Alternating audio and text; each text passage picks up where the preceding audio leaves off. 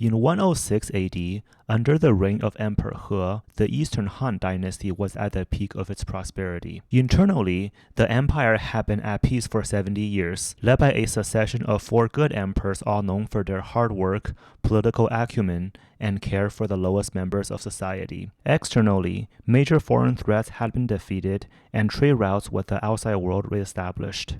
But all this was to come toppling down within a few generations.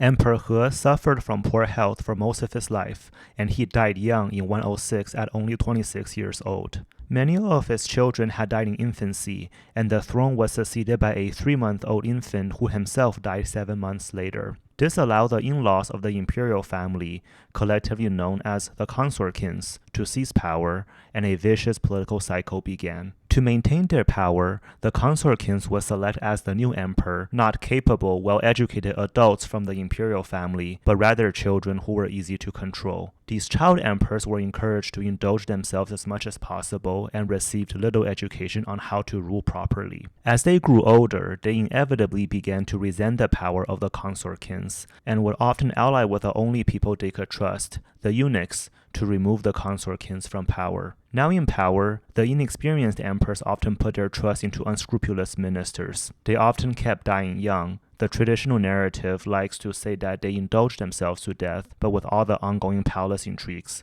who really knows? The power vacuum left behind by the deceased emperors allowed the consortkins to again seize power, repeating the cycle.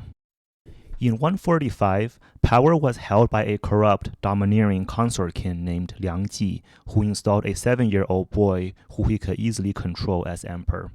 The boy did not appreciate Liang Ji, and one day called him out, calling him an arrogant general. Liang Ji panicked. If the boy hates me so much now, imagine what will happen once he grows up.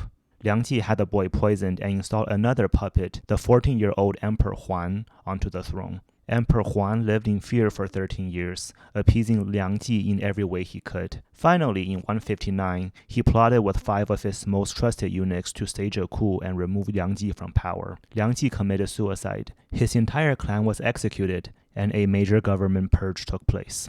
After taking power, the treasury was running dry. To raise funds, Emperor Huan, with the support of the eunuchs, began to sell off noble titles. Emperor Huan often turned a blind eye to corruption from the eunuchs and their supporters, and large numbers of Confucian scholars joined a rival faction to oppose the eunuchs. Tensions came to a head in 166, when many high-ranking officials, plus university students who supported their cause, were barred from government. Emperor Huan died in 168, again without an heir. So again, the consortkins seized power and this time selected 11-year-old Emperor Ling to succeed the throne. Within a year, the emperor again purged the consortkins with the help of the eunuchs. This time, the eunuchs used their influence on the young emperor to purge even more of their rivals from power. But unlike the incident from a few years prior, in which the Confucian scholars were simply barred from power, this time many were rounded up and executed. All this isn't to say that the Confucian scholars were without blame either. During the Eastern Han Dynasty, in order for someone to join the higher levels of bureaucracy, he must 1. Be educated, and 2. Receive a nomination from his local governor based on if he demonstrated classical Confucian virtues such as loyalty, filial piety, and personal integrity. The problem with this system was that at a time when papermaking was still in its infancy and printing had not yet been invented, books were expensive, and it was very easy for families to monopolize education and knowledge among their own members. And as for the nomination, we all know from our own jobs and careers how much that depends on personal connections. Once families, usually ones that were already wealthy and powerful, began to produce government officials, it was very easy for them to pass down the know-how and connections to keep producing more officials in future generations, especially if they were also good at taking advantage of the factionalism in the capital for personal gain. The power and prestige that came from serving in the government allowed these families to amass huge amounts of wealth and property in the provinces, and then pass on the wealth via marriage alliances and carefully selected heirs to the family fortune. They became more and more like the aristocrats of medieval Europe, just usually without formal noble titles. Peasants became increasingly oppressed and forced into either indentured servitude or slavery. The Confucian officials were the people who ultimately wrote history, and they loved to blame corrupt eunuchs for all of the empire's ills. This isn't to say the eunuchs were not corrupt, but so were many of the Confucian officials. And if you were in the shoes of the Eastern Han Dynasty emperors, at least you could feel pretty sure the eunuchs were loyal to you, whereas many Confucian officials were on the side of the consortkins, the very people you were fighting against for power. So in these situations, even if you were a competent ruler, and many were not, you may still tolerate some corruption from the eunuchs if it meant keeping your rivals in check. As Emperor Ling grew older, instead of being like his predecessors who gave the eunuchs noble titles with little real power, he gave them actual government positions. And instead of just selling empty noble titles like his predecessor did, Emperor Ling actually sold real government positions with real responsibilities. The decades of political strife, especially under Emperors Huan and Ling, allowed corruption to fester. Floods, famines, and plagues broke out. In response to the resulting mass suffering among the lower classes, a religious society began to form based on Taoist principles. Their leader, Cao Cao, traveled around China with his brothers, providing free medical care to the poor, promoting the formation of communal societies, and preaching about an upcoming apocalypse. In 184, they organized a major peasant rebellion across China, the Yellow Turban Rebellion. The initial rebellion was easily crushed within a year, but to fight the rebels, the emperor allowed the local elites to raise their own militias, which they kept after the rebellion. Small-scale rebellions continued to break out throughout China, and in response to this, Emperor Ling expanded the powers of the provincial inspectors. Previously, their role was to 1. Lead the military in the province, and 2. Order the governors of the individual commanderies. Emperor Ling now made them governors with civilian authority, so they essentially had absolute powers within their provinces. The rest of this video deals with the fall of the Han Dynasty, which is the period covered in the first 2/3 of the novel Romance of the Three Kingdoms. This is one of the most famous periods in Chinese history, but paradoxically also one of the most difficult to understand properly, because the events from the novel are so famous that it can be challenging to separate facts from fiction. Emperor Ling died in 189, leaving behind 2 sons from 2 different women. The consortkins again seized power and installed the older son as emperor, although the eunuchs favored the younger son. He Jin, the head of the consortkins and the emperor's uncle, wanted to purge the eunuchs, but was too scared to act decisively. Instead, he asked nearby governors, including a general named Dong Zhuo, to march their armies onto the capital and help him against the eunuchs. Now, fearing for their lives, the eunuchs preemptively ambushed He Jin and killed him. He Jin's supporters then stormed the palace and massacred the eunuchs. At this critical moment, Dong Zhuo entered the capital with his army, put the emperor under his protection, won over the imperial guards, and so effectively controlled the capital. To further consolidate his power, Dong Zhuo deposed the existing child emperor and installed the younger son of Emperor Ling onto the throne. This was Emperor Xian, the last emperor of the Han Dynasty. This move angered many people in the bureaucracy, including Yuan Shao, who came from one of the most powerful families of Confucian bureaucrats in the empire. His family had somehow survived all the purges over the past century, only becoming stronger after each one. Yuan Shao openly broke with Dong Zhuo over deposing the emperor and then fled the capital. Wanting to placate the bureaucrats who broke with him, Dong Zhuo did something very stupid. He gave many of them important governorships in the provinces. Once there, these governors easily raised their own armies from the local militias already in place, formed a coalition against Dong Zhuo with Yuan Shao as their leader, and then marched onto the capital in 190. Dong Zhuo panicked and fled the capital with the child emperor to Chang'an, near his home base in the northwest. On his way out, he looted the area, including the mausoleums of the Eastern Han emperors, and burned Luoyang to the ground, turning the area around the capital into a wasteland. Instead of pursuing Dong Zhuo and rescuing the emperor, the leaders of the coalition now turned against one another, and open fighting between the warlords began. 2 major early players were Yuan Shao and his younger half-brother Yuan Shu, who formed coalitions against one another. Because the Yuan family was so influential, whichever of the 2 brothers could control the family resources would likely be able to get most of the other warlords to fall in line under him, and from there possibly build a new coalition government. Yuan Shao leveraged his family influence to take over Ji province and then ally with Liu Biao, the governor of Jing province. Yuan Shu controlled the border regions between Yu and Jing provinces and allied with Gongsun Zan, based out of You province. Yuan Shu invaded Liu Biao and attacked the strategically important city of Xiangyang, but was forced to withdraw when his general, Sun Jian, was killed in the fighting. Over the next few years, Yuan Shu was slowly forced out of Yu province and reestablished himself further east in Yang province. One rapidly rising star during this period was Cao Cao. He came from a nouveau riche eunuch family. His father was the adopted son of an eunuch, and so he did not have the political connection that the Yuan brothers enjoyed. He was the governor of a commandery in Yan province, but in 192, a large band of yellow turbans up to 1 million strong invaded the province and killed the provincial governor. As a talented general himself, Cao Cao outmaneuvered the Yellow Turbans and eventually negotiated a surrender, after which he recruited from their ranks a personal army loyal only to him, and settled the rest of the Yellow Turbans, including women and children, onto his territories. He became the new governor of Yan province, and after surviving a major rebellion against him, was firmly entrenched there by 195. Meanwhile, Dong Zhuo had been assassinated by one of his generals in 192. The northwest fell into chaos, and even the emperor had to wander from place to place in search of protection. Seizing this opportunity, Cao Cao brought the emperor to his base in Xuchang in 196. The emperor became the puppet of Cao Cao, who was now able to issue decrees in the emperor's name.